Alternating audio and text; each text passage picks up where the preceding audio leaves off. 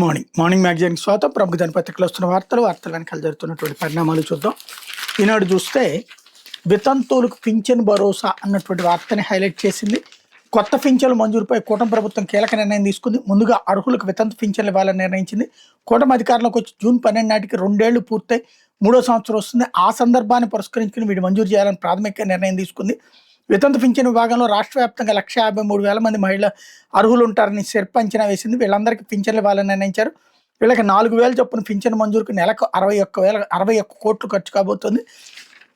కూటమి ప్రభుత్వం వచ్చాక స్పౌజ్ కేటగిరీ కింద ఏ నెలకు ఆ నెల కొత్త పింఛన్లు మంజూరు చేస్తుంది. పింఛన్ తీసుకుంటున్న భర్త చనిపోతే ఆ పింఛన్ మరుసటి నెలలోనే మరణ ధృవీకరణ పత్రం జారీ అయిన వెంటనే భార్య పేరు మీదకి షిఫ్ట్ చేస్తుంది అన్నటువంటి వార్తని హైలైట్ చేశారు. లేకపోతే 23 విభాగాల వారికి ప్రతి నెల వృద్ధులు, వితంతువులు, ఒంటరి మహిళలు, ఆరోగ్య పింఛన్లు కలిపి ప్రభుత్వం 28 విభాగాల వాళ్ళకి ప్రతి నెల పింఛన్లు ఇస్తోంది. ఈ అన్ని విభాగాలకు కలిపి కొత్త పింఛన్ల కోసం దాదాపు 10 లక్షల మంది దరఖాస్తు చేసే అవకాశం ఉందని అధికారులు అంచనా వేస్తున్నారు. వీళ్ళందరికీ పింఛన్లు ఇవ్వాలంటే నెలకు 400 కోట్ల చొప్పున ఏడాదికి 4,800 కోట్లు ఖర్చు అవుతుందని అధికారులు ప్రభుత్వానికి నివేదించారన్నటువంటిది హైలైట్ చేశారు. అయితే నిరవధిక విరమణ అంటూ యుద్ధం ముగింపుకి ఏకాభిప్రాయంతో రావాలి, అందుకు ఇరాన్ నేతలకు సమయం ఇస్తున్నా అప్పటిదాకా దిగ్బంధం కొనసాగుతుంది ట్రంప్ స్పష్టీకరణ. అయినా తగ్గని ఉద్రిక్తతలు. హార్ముజ్లో 3 నౌకలపై ARGC కాల్పులు, వాటిలో ఒకటి గుజరాత్కు వస్తున్నది. మలివిడత చర్చలపై రాని స్పష్టత. యావత్ ప్రపంచానికి భారీ ఊరట. ఇరాన్తో తమ కాల్పుల విరమణ ఒప్పందాన్ని అమెరికా అధ్యక్షుడు డొనాల్డ్ ట్రంప్ నిరవధికంగా పొడిగించారు. ప్రస్తుతానికి ఆ దేశంపై దాడులు చేయబోమన్నారు. యుద్ధం ముగింపు కోసం ఉమ్మడి ప్రతిపాదనతో తమ ముందుకు వచ్చేలా టెహ్రాన్ నేతలకు సమయం ఇస్తున్నామని పాకిస్తాన్ విజ్ఞప్తి మేరకు నిర్ణయం తీసుకున్నామని చెప్పారన్నటువంటిది హైలైట్ చేశారు. జగన్ రెడ్డి రక్తదాహానికి మరో బీసీ బిడ్డ బలి. నమ్మిన వారిని బలి తీసుకోవడం ఆయన నైజం. వివేక హత్య తరహాలోనే పెద్ద దస్తగిరి హత్యను పక్కదారి పట్టించే కుట్ర బీసీ సంక్షేమ శాఖ మంత్రి సవిత ధ్వజం అన్నటువంటిది హైలైట్ చేశారు. మాజీ సీఎం నాదెండ్ల ఇక లేరు. అనారోగ్యంతో నెల రోజులుగా ఆసుపత్రుల చికిత్స, పరిస్థితి విషమించి కన్నుమూత. ప్రముఖుల నివాళులు నేడు హైదరాబాద్లో అంత్యక్రియలు. ఉమ్మడి ఆంధ్రప్రదేశ్ మాజీ ముఖ్యమంత్రి నాదెండ్ల భాస్కర్ ఇక లేరు. వయోభారంతో పాటు ఇతర అనారోగ్య సమస్యలతో నెల రోజుల పాటు ఆయన హైదరాబాద్లోని కాంటినెంటల్ ఆసుపత్రులు చికిత్స పొందుతున్నారు. ఊపిరితిత్తులు, మూత్రపిండాలు, ఇతర సమస్యలతో బాధపడుతున్న ఆయన బుధవారం ఉదయం 11:45 గంటల ప్రాంతంలో తుదిశ్వాస విడిచినట్టు వైద్యులు ప్రకటించారన్నటువంటిది హైలైట్ చేశారు. ఇకపోతే ప్రజలే దేవుళ్ళుగా నిర్ణయాలు తీసుకోండి, నిరంతర అభ్యాసంతోనే రాణింపు. ప్రభుత్వోద్యోగులకి ప్రధాని మోడీ లేక ఏ నిర్ణయమైనా తీసుకునేటప్పుడు నాగరిక్ దేవోభవ, ప్రజలే దేవుళ్ళు అనే సూత్రాన్ని గమనంలో పెట్టుకుని పనిచేయాలని ప్రధాని నరేంద్ర మోడీ సూచించారు. ప్రభుత్వం తన పూర్తి సామర్థ్యానికి తగ్గట్టు సేవలు అందించాలని చెప్పారు. నెల 21 జరిగిన సివిల్ సర్వీసెస్ డేను పురస్కరించుకుని దేశంలో 1 కోటి మంది ప్రభుత్వోద్యోగులకు ఆయన లేఖలు రాశారు.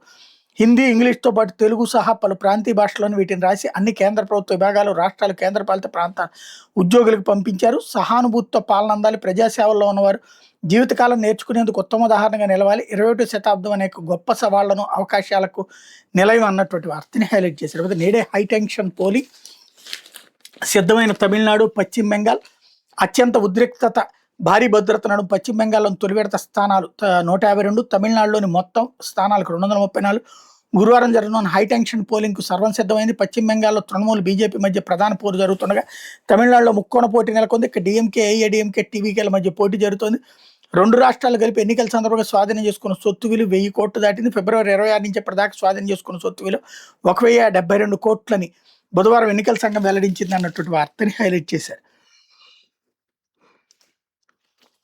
లేకపోతే మెత్తబడినట్ట, ఉచ్చు బిగుస్తున్నట్ట అంటూ ట్రంప్ది, అట్లాగే ఇరాన్లో ఎవరి మాట చెల్లుతోంది అన్నటువంటి వార్తని వీళ్ళు హైలైట్ చేశారు. అయితే సాక్షి వచ్చేటప్పటికి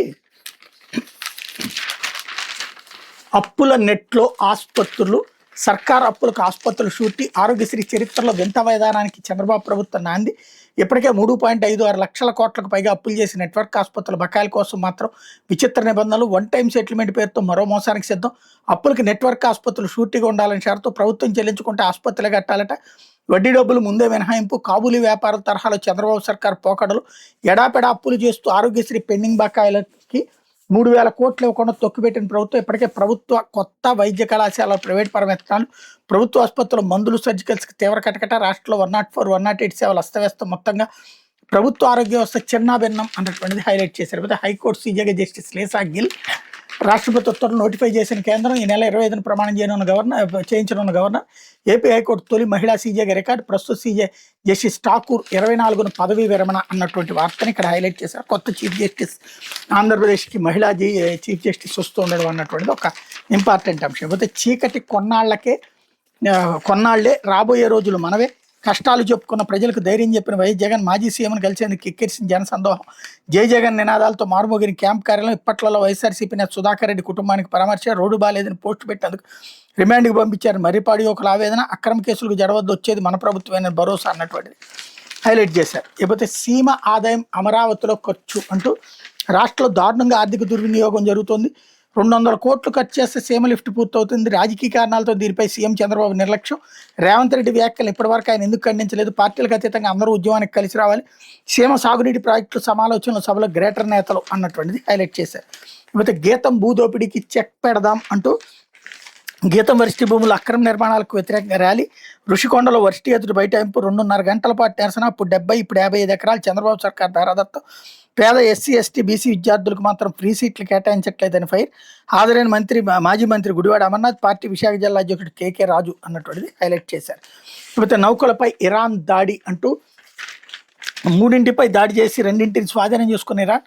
కాల్పుల వివరణ గడువును పొడిగించిన డొనాల్డ్ ట్రంప్. ఆర్బుద్ దిగ్బంధం కొనసాగుతుందని అమెరికా అధ్యక్షుడి ప్రకటన వెలువడ్డ కొన్ని గంటలకే నౌకల ఆక్రమణకు తెరలేపిన ఇరాన్. భారత్కు రావాల్సిన నౌకపైన ఇరాన్ కాల్పులు. వాయిదా పడిన 2వ దఫా చర్చలు అన్నటువంటి వార్తని హైలైట్ చేశారు. ఇకపోతే గీతం భూదోపిడీకి చెక్కకి సంబంధించి డీటెయిల్డ్ వార్తను హైలైట్ చేసుకొచ్చారు. రాష్ట్రంలో టీడీపీ కూటమి ప్రభుత్వం అధికారులకు వచ్చినప్పటి నుంచి విశాఖలో వేల కోట్ల విలువైన ప్రభుత్వ భూములు సీఎం చంద్రబాబు తన బినామీల కుటుంబ సభ్యులకు అడ్డగోలుగా దారాదత్తం చేస్తున్నారు. వైఎస్ఆర్సీపీ నేతలు తీవ్రస్థాయిలో విమర్శించారు.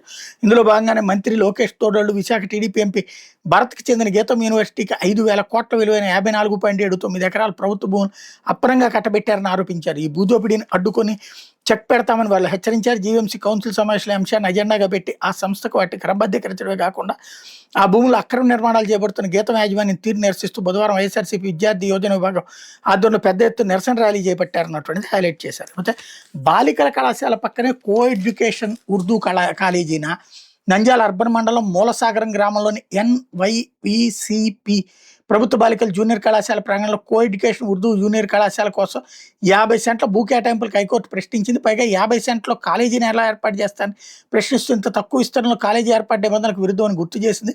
భూ కేటాయింపులపై యథాతథ స్థితి కొనసాగించాలని, పూర్తి వివరాలతో కౌంటర్ దాఖలు చేయాలని ప్రభుత్వాన్ని ఆదేశించింది అన్నట్టు హైలైట్ చేశారు. అయితే అనంత హనీ ట్రాప్ దందాపై కొరడ సీరియస్గా తీసుకున్న అనంతపురం ఎస్పీ ముఠా సభ్యులపై కేసు నమోదు. వీఆర్కు Raptadu CI Sriharsha, Anantapur 3 town CI Rajendrapranath, పలువురు హెచ్సీలు పీసీలపై వేటుకు రంగం సిద్ధం. సాక్షి వరుస కథనాలతో ముఠా గుట్టురట్టు అంటే అనంతపురం జిల్లాలో తీవ్ర కలకలం రేపే నయా హనీ ట్రాప్ దందాపై పోలీసులు చుబిగిస్తున్నారు. సూత్రధారులు, పాత్రధారులతో పాటు వాళ్ళకి సహకరించిన పోలీసు అధికారుల సిబ్బందిపై కఠిన చర్యలు తీసుకునేందుకు ఉన్నతాధికారులు సిద్ధమయ్యారు.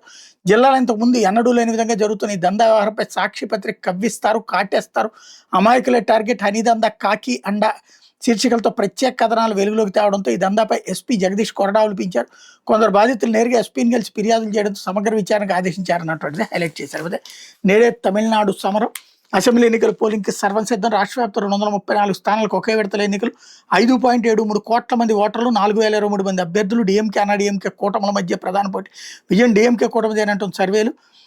దళపతి విజయ్ పార్టీ 8 నుంచి 10 స్థానాలకు పరిమితం అన్నటువంటిది హైలైట్ చేశారు. అట్లా బెంగాల్లో నేడు తొలిదశ పోలింగ్. అన్ని ఏర్పాట్లు పూర్తి చేసిన ఎన్నికల కమిషన్. 2,450 కంపెనీల కేంద్ర బలగాల మోహరింపు. బీజేపీ కీలకంగా మారిన ఉత్తర బెంగాల్ పట్టు నిలుపుకునేందుకు టీఎంసీ యత్నం. బరిలో పలువురు ప్రముఖులు అన్నటువంటి వార్తని హైలైట్ చేశారు.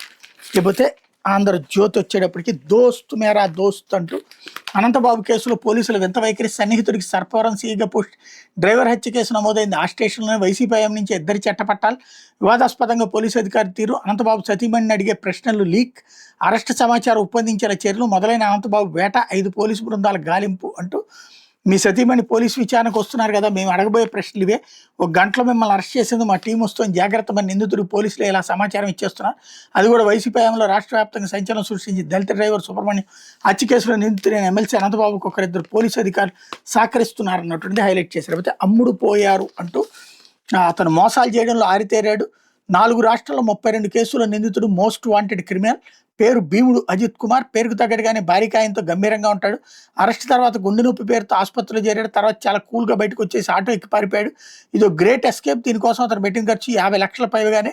జైలు వార్డర్ నుంచి పోలీసు ఉన్నతాధికారుల వరకు వేలు లక్షలు విసిరేశాడు. చల్లగా తప్పించుకున్నాడు. డబ్బులతో కొడితే ఎవరినైనా వదిలేస్తారా అంటూ అంతగా అమ్ముడుపోవడమేనంటూ జైళ్ల శాఖలో, ఇటు పోలీస్ శాఖలో ఇప్పుడు ఇదో చర్చ. దీనిపై ప్రభుత్వానికి ఇప్పటికే అంతర్గత నివేదిక అందింది అన్నటువంటి వార్తని హైలైట్ చేశారు. లేకపోతే సముద్ర గర్భ కేబుళ్లని ధ్వంసం చేస్తాం, ఆ, మా ఓడర్ ఇవాళ దిగ్బంధనం ఆపబోతే దాడి తప్పదు, ఇరాన్ ఇస్లామిక్ రెవల్యూషనరీ గార్డ్స్ హెచ్చరిక, మా శత్రువుకు సాయం చేస్తే మీ చమురు క్షేత్రాల్లో పొరుగు దేశాలకు అల్టిమేటం, హార్ముజులో ఉద్రిక్తత, బుధవారం 4 వాణిజ్య నౌకలు పై దాడులు, గుజరాత్కి రావాల్సిన చమురు ట్యాంకర్ నిర్బంధం, కాల్పురవణ నిరవధికంగా పొడిగించి ట్రంప్, ఇరాన్ ఓడరేవులపై దిగ్బంధనం కొనసాగిస్తామని స్పష్టీకరణ, శుక్రవారం లోపు రెండో దఫా చర్చలుంటాయని ఆశాభావం, ఓడిపోబోయేవారు షరతులు విధించలేరు, తదుపరి చర్చలపై ఇంకా నిర్ణయం తీసుకోలేదంటూ ఇరాన్ స్టేట్మెంట్ ఇక్కడ హైలైట్ చేశారు. లేకపోతే బెంగాల్లో నేడే తొలి దశ పోలింగ్ దగ్గర నుంచి ఇవన్నీ హైలైట్ చేసుకొచ్చారు. భారతీయుల జీవన శైలిపై దెబ్బ, దేశ జనాభాలో దాదాపు సగం మందికి బీపీ, షుగర్, గుండె జబ్బులు, థైరాయిడ్, ఆందోళన రేపుతున్న జీవన శైలి వ్యాధులు అంటూ భారత్లో ఆరోగ్య పరిస్థితులు వేగంగా మారుతున్నాయి. ఒకవైపు అంటు వ్యాధులు తగ్గుముఖం పడుతుంటే మరోవైపు జీవన శైలిలో మార్పుల కారణంగా వచ్చే వ్యాధులు ఆందోళనకర స్థాయిలో పెరుగుతున్నాయి. దేశ జనాభాలో దాదాపు సగం మంది అధిక రక్తపోటు, గుండె జబ్బులు, మధుమేహం, థైరాయిడ్ వంటి హృదయ జీవన శైలి సంబంధిత వ్యాధులతో బాధపడుతున్నట్టు తాజా సర్వేలో వెల్లడైంది అన్నటువంటిది హైలైట్ చేశారు. అయితే ఆచారాలపై తీర్పులు ఇవ్వలేం, నైతికత ప్రజలకు నష్టం కలిగించినంత వరకు కాదనలేం, ప్రభుత్వ జోక్యంపై సార్వత్రిక ప్రమాణాలు నిర్ణయించలేం, ఒక మతానికి సంబంధించిన ఆచారం అవసరమా కాదా అని నిర్ణయించే ప్రమాణాలను ప్రకటించడం అసాధ్యమేమీ కాకపోయినా చాలా కష్టమైన విషయం సుప్రీంకోర్టు అభిప్రాయపడింది. నైతికతకు, శాంతి భద్రతలకు, ప్రజల ఆరోగ్యానికి నష్టం చేయనంత కాలం ఒక మతంలోనూ ప్రత్యేకమైన వర్గం అనుసరించి ఆచారం కాదనలేమని స్పష్టం చేసింది. సదరు వర్గానికి తమవైన సంప్రదాయాలను అనుసరించి హక్కు రాజ్యాంగ ప్రకారం ఉంటుందని తెలిపింది అన్నటువంటి వార్తని హైలైట్ చేశారు. మరి శబరిమల తీర్పు ఇచ్చినప్పుడు ఏమైందో అర్థం కాలేదు. ఇది దినపత్రిక వచ్చిన వార్తలు వెనకాల జరుగుతున్న పరిణామాలు.